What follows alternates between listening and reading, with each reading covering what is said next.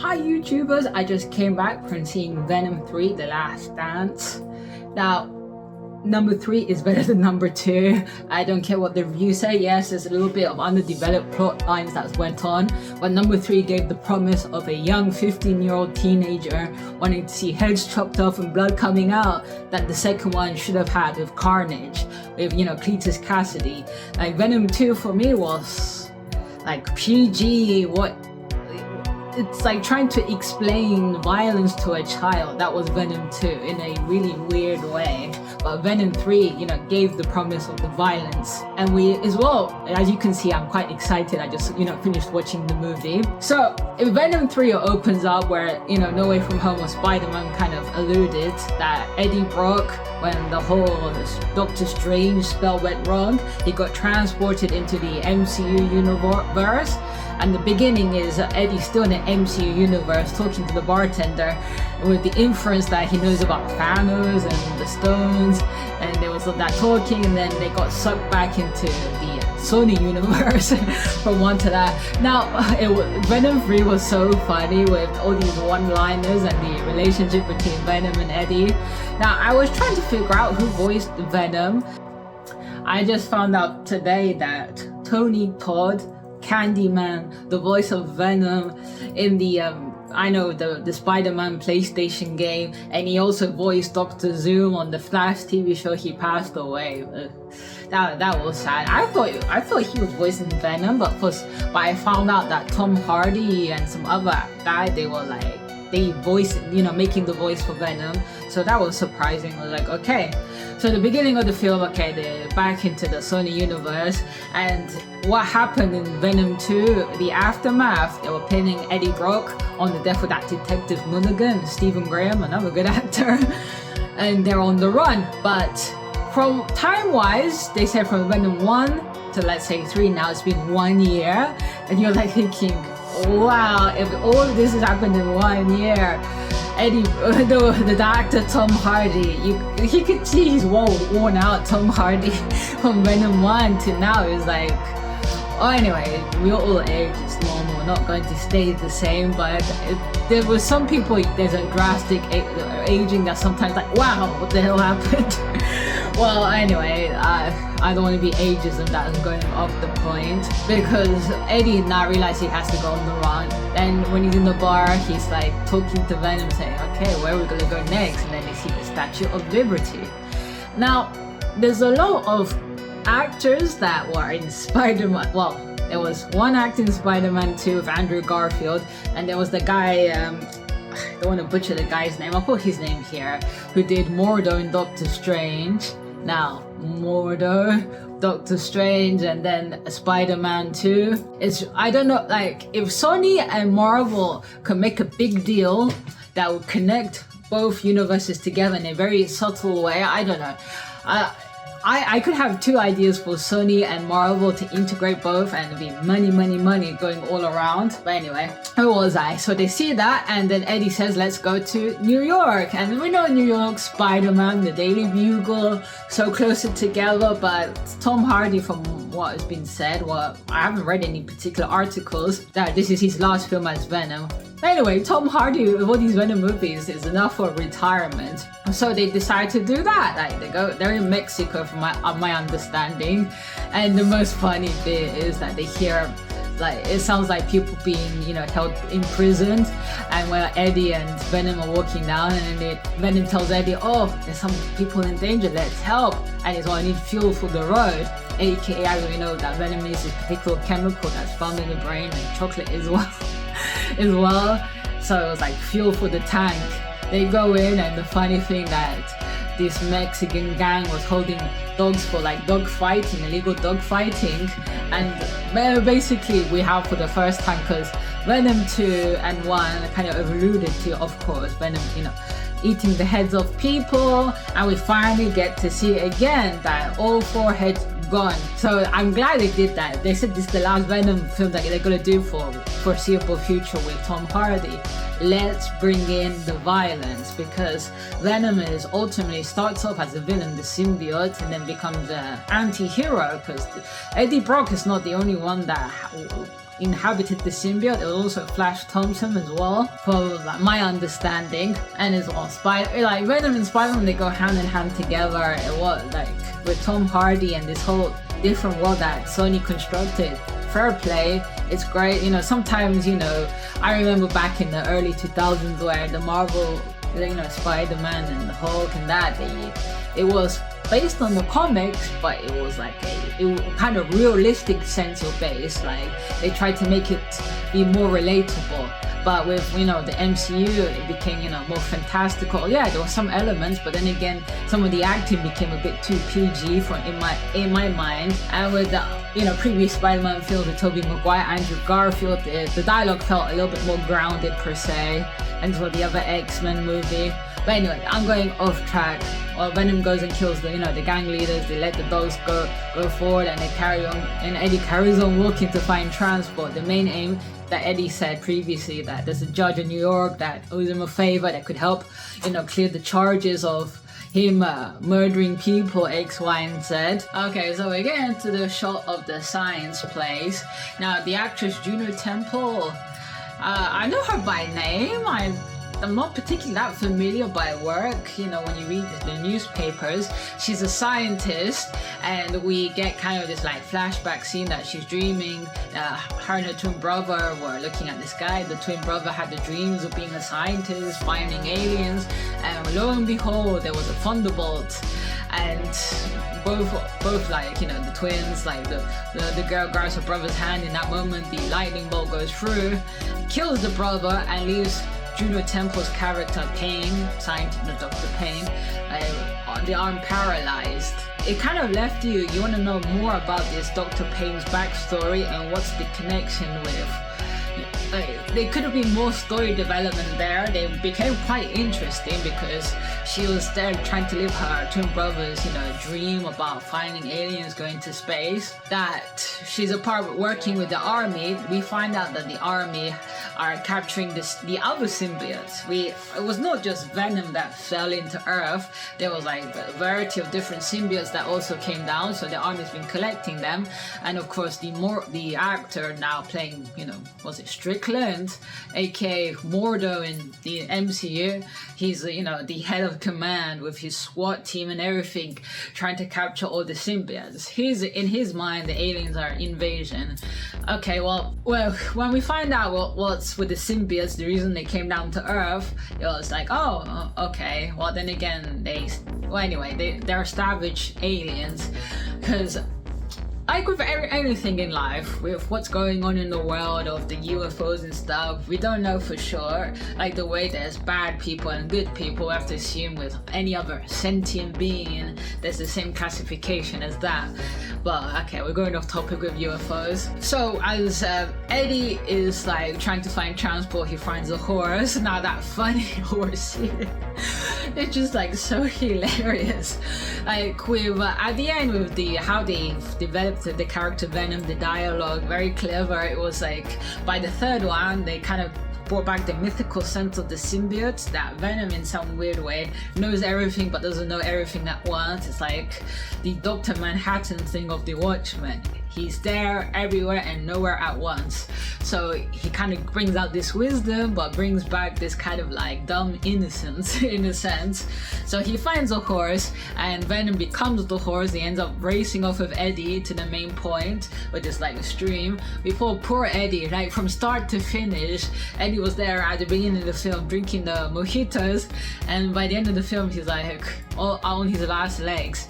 So while at the stream, the SWAT guys with the Colonel Strickland aka Mordo come down and they try to capture Eddie and they go and tackle him, and before that, I'm missing the main thing. Like Eddie wanted to, you know, go to New York already, and he makes a dig at Venom saying that I got, you know, an alien that can't have, the possibility to fly, and Venom said that we can. What Venom meant was to attach himself onto an airplane with Eddie there and fly all the way.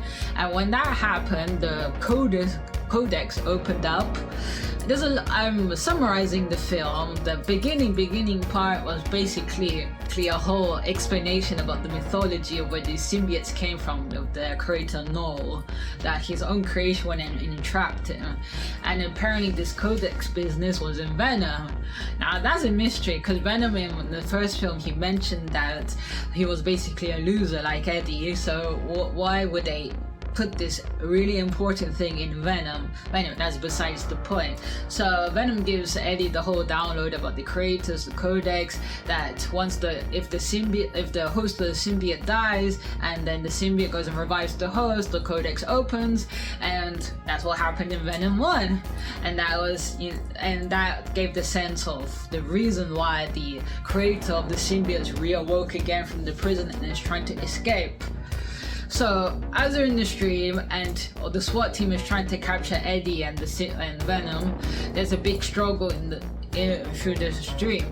Now there was a struggle between Eddie and one of these female soldiers. What did they expect him to do? Like, the female soldier wanted to shoot Eddie, so there was a struggle and the bullet went to the woman and she ended up dying. There's that struggle, and Venom ends up saving Eddie, but not before Eddie tells Venom, don't do it, otherwise these big creatures that the creator sent after them, the xenophage? Yeah, I remember the word, the xenophage. Went and found them. The only way when this xenophage knows where the codex is when Venom takes the full form over Eddie, and Venom had to do that to save Eddie from drowning, which happened. And Eddie ends up getting, some space between the army guys because the xenophage is there, ends up gobbling some of the SWAT people, and the Strickland guy goes and sees that and gives enough time for Eddie to make his escape. Now, Eddie's soaked, he's like hungover, drunk a little bit, no shoes, he's walking down. Basically, most of the movie, Tom Hardy is walking around with no shoes. I would not like to be in that situation of having no shoes. This actor, Rhys Ifans, he was in the Amazing Spider-Man as, playing the Lizard. Now, wow, what a casting of taking these actors back. To me, how can you not bring these actors back? And this has to be a connection with, I don't know, just confusing. Why did they use Rhys Ifans, who did Kurt Connor's, the Lizard? Why bring him back as a different character? Like, what's the reasoning behind it? Because the part when I get to when Eddie goes down, he finds a family like out of the blue, that they're on the way to Area 51, because apparently they say Area 51 is going to be decommissioned, but in Area 51, surprise, there's the bunker where they have all the other captured symbiotes, the army and the other scientists, with Dr. Payne and this other woman, Christmas. Now, I like that character, Christmas. I would want to know more about her, but anyway, I'll explain more why I say that. He finds this family because when he got off the plane, he ended up not going exactly to New York, but it looks like in the middle between Nevada to Las Vegas. Anyway, geographically wise, Eddie landed back in America. So when he finds this family, they see that this family's weird. It's like a hippie family. There's Martin, aka Kurt Corners, aka this new character with his family, that they decide that they're gonna go to Area 51. They take Eddie in, and they're all hippies per se, and then we have Venom's funny comment, they're all hippies, they're all weird, and they offer Eddie a ride to his destination because Eddie mentions he's going to New York. So on the journey there, Eddie gets to Las Vegas, and there's a whole situation about finding money, and then he ends up finding, Mrs. Chen? Now, that's just like a coincidence, but it's like the writer's trying to say, we have to find a way to bring back this, iconic figure in the Venom franchise of Mrs. Chen, and Mrs. Chen is the one that helps Eddie with some reprieve of some shelter for a limited amount of time, and then we get the whole montage of Venom dancing with Mrs. Chen. But With Venom 3, apparently it's much shorter than the rest, so it's kind of like we have the beginning, the middle, and the end. The beginning tie off from the last bit, and the end kind of ties off the whole thing all together. Because ultimately, Venom, Eddie gets captured by the military back to the base, and Eddie finds out that the detective is still alive, or Mulligan. Well, not for long. When the symbiotes are there talking with the military people and the scientists, we see more, they seem more sympathetic. They basically say that they're seeking refuge on Earth away from their creator, per se. But with the diet of the symbiotes, it's kind of like they need brains. They can survive off, parts of the animal brain that has something similar to a human and chocolate with that particular chemical. But there's the whole thing that they need brains. I keep on repeating this word because even though they say refuge, it's what's their substance. But anyway, the point being is that they're trying to tell, particularly the Strickland guy. Now the character Strickland is so annoying. So annoying to a point I was like, they didn't give him much of a development for the reasons why he's coming across this way. Yeah, I can understand his concerns about alien invasion, I get that, but it was like no real strategy behind him, just capture, kill him, that's it. Not investigation of why these particular aliens came down to Earth, what's their reasoning, and what's coming after them. But the bottom point is, there's the final act where all the Xenovages know that the Codex is in this one particular place, and they basically have to release all the symbiotes. And Dr. Payne and the Christmas lady, I say Christmas because in the film the other scientist has a badge of a Christmas tree, and Strickland is there like giving her some digs. Why do you have that? It's July, and she's like, I repeat again, it was made by my mother. Now I would want more like development with her, like what do you mean this and that, but it was just like with Juno Temple, the actress, the character, and this other woman who playing Dr. Christmas. I've never seen this actress anywhere, so I don't know her name. I'll put her name here. They were placed there, but no real development. And of course, we have the family Martin. They go to Area 51, and lo and behold, there is aliens, and that poor family caught in the crossfire. But then again, the scene where the son opens up a fence in the hole, goes through, the dad follows, and everybody else. Even though you're still in an army base, what type of reasoning? Yeah, you look far away, but you go on. Still, the army would arrest you. So that was just a little bit bizarre in the thinking. But hey. Venom 3, I don't care what people say, it was better than Venom 2. It was just hilarious. I know people say, oh, they made it, they nerfed Venom, whatever, that they, powered him down. It is what it is. I accept how it is. Like, the movie doesn't hide what it is. It's marketed towards, let's say, from 12 to 15. They're 12 going to their teenage years, 15. I'm about to be an adult, so they're meeting midway between that demographic. And I take it for what it is. Venom 2, I got let down with, Carnage, aka Carnage. What I was expecting a bit more Carnage, particularly from Woody Harrelson. Like they underutilized his potential as an actor. Now, okay, so going back to the point that basically. I felt happy for Dr. Payne's character that she ends up saving Christmas, kind of redemption for unable to save her brother, and she ends up getting one of the symbiotes. Now, she's gonna be important. Why? Because ultimately, Venom realizes that these Xenovages, they're gonna still keep on coming no matter what. And there's a big explosion, and Venom drags Eddie, still somewhat conscious, to a helicopter, because they try to kill this particular monster, one of the Xenovages, but it just reassembles. And when Venom and Eddie are in the helicopter, when you feel like all is lost, there's the goodbye scene. Venom tells Eddie, I really wished I could have seen Liberty. And we realize in that moment, Eddie thinks that both of them gonna sacrifice themselves, but it's ultimately Venom. He goes and overpowers all the Xenophages, and he basically is going to use the acid that was seen in the movie that the military used to go and disintegrate, industrial acid to disintegrate everything. So Venom uses that, takes Eddie out from him, and shields Eddie, protects him, and Venom tells Eddie that this is not goodbye, something along the lines. And then Venom dies, basically. And of course, in the explosion, Dr. Strickland dies. And as well, you can hopefully saw that Strickland kind of got the sense that the aliens, the symbiotes, were not against them. They were against the enemy together. He ends up dying as well, Strickland. And at the end, Dr. Payne ends up using one of the symbiotes that was left, the electricity. How convenient. She ends up getting electrocuted, lightning strike, and she ends up getting, basically Flash type symbiote powers, and she ends up saving Dr. Christmas.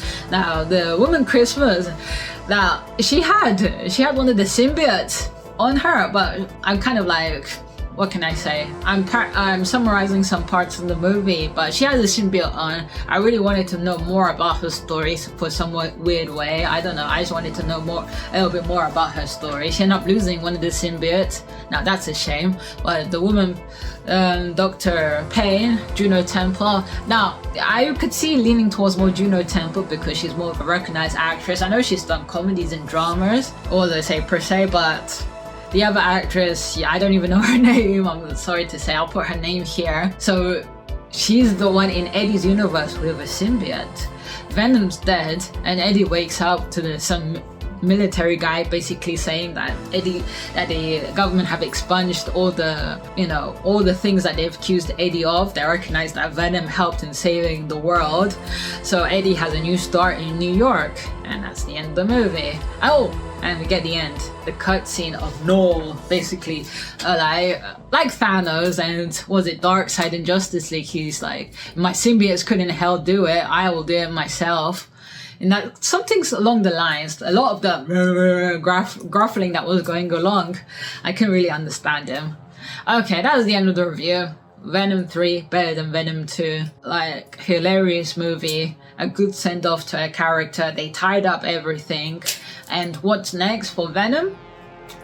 Time will tell. Money and the copyrights, the legal rights over characters over time could probably be, bought up by Marvel or whatever.